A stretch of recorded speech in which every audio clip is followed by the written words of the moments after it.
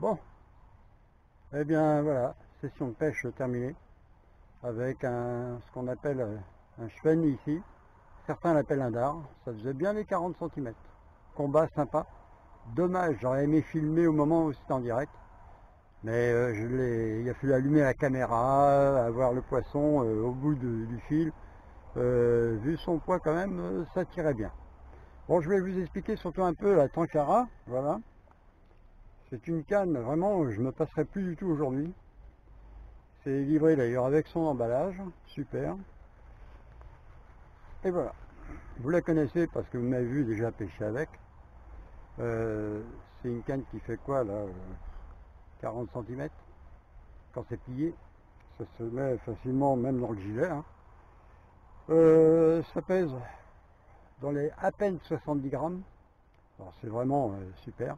Alors c'est équipé comme ça. D'ailleurs il y a un bouchon ici qui permet, lorsqu'on a fini la pêche et que si la canne a été dans l'eau, il faut bien sécher chaque élément de la canne. Alors ça se dévisse, mais j'ai les mains sèches. Voilà. Voilà, tous les éléments sont là. On peut les changer comme on veut. Remarquez qu'il y a une partie ici à chaque morceau de la canne. C'est comme un espèce de revêtement spécial qui permet de coincer la canne quand on déplie. C'est un peu comme la canne au toc. Ceux qui ont une canne au toc, elle est conçue à peu près comme ça. C'est plus épais comme revêtement, mais là, disons que c'est sympa.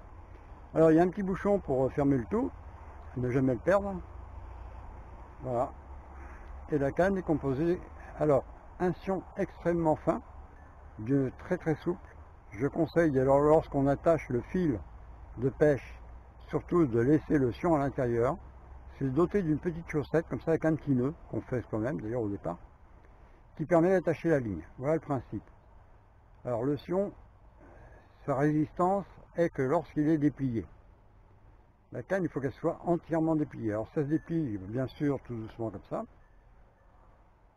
Voilà. Alors il y a 1, 2, 3, 4, 5, 6, 7, 8, voilà, c'est 9 éléments. C'est une canne qui fait en longueur 3,60 m. On l'appelle canne découverte. Alors je vais vous montrer le principe pour... Alors quand on replie, ben voilà. Si vous avez pas, il ne faut pas tirer fort hein, quand vous la dépliez. Le petit lubrifiant qui est ici permet effectivement de coincer chaque élément. Juste hop, comme ça. En général on la coince sous le bras et on replie sa canne comme ça. Il faut être très délicat avec. C'est comme les femmes ça. Je rigole. Alors, ici, ben, moi je conseille de garder le bouchon lorsque vous mettez votre ligne, c'est plus sûr. Voilà, il y a le petit bout de manchon qui dépasse. Le manchon, il est conçu avec des cannelures.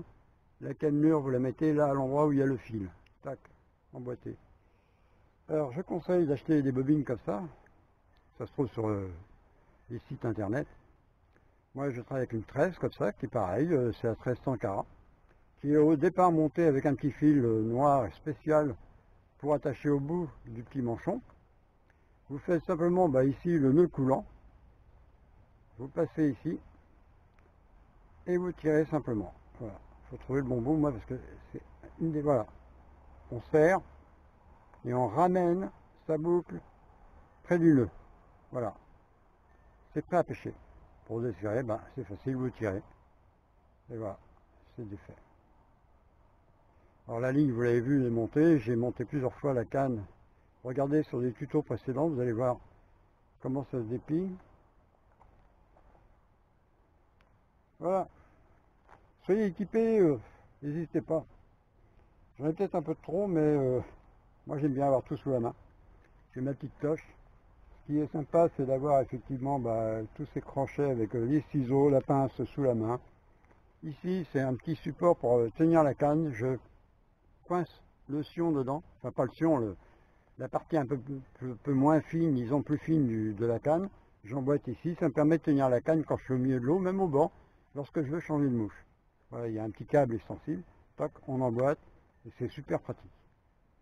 Voilà, la session de pêche terminée. Quelques explications que j'avais promis de donner à des gens qui s'intéressent à la pêche en tant qu'ara.